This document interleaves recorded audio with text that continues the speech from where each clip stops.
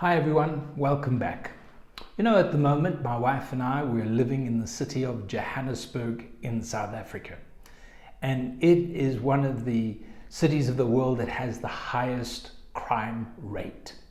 So it's quite a challenge in many ways. So everybody lives behind high walls, there's electric fences, there's burglar alarms, there's security companies patrolling the area.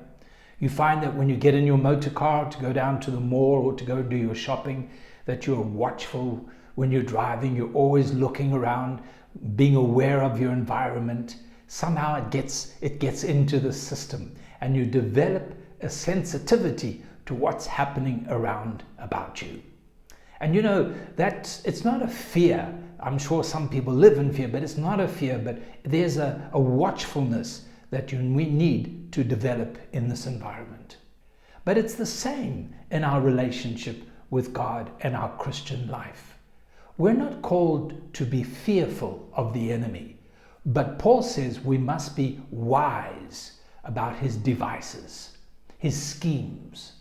We need to wake up and realize that the world in which we live in, Satan is there. He's around like a roaring lion seeking those whom he may devour. Paul says in 2 Corinthians chapter 2, he says we would not be outwitted or outsmarted by Satan, and we're not ignorant of his devices. These devices are fears. These devices are our flesh, our lust, our pride, all of these things that if we're not careful, we walk right into the snare of the enemy.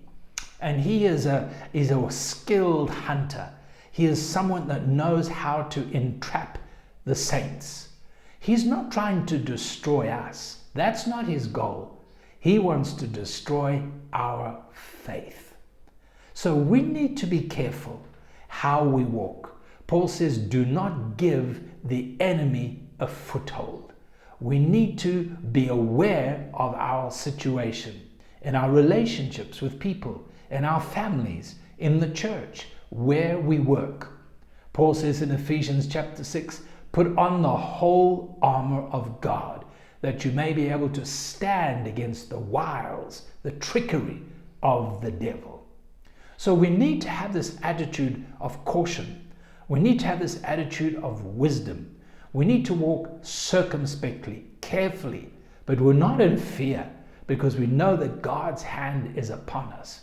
But there's a responsibility in each of our hearts and our lives.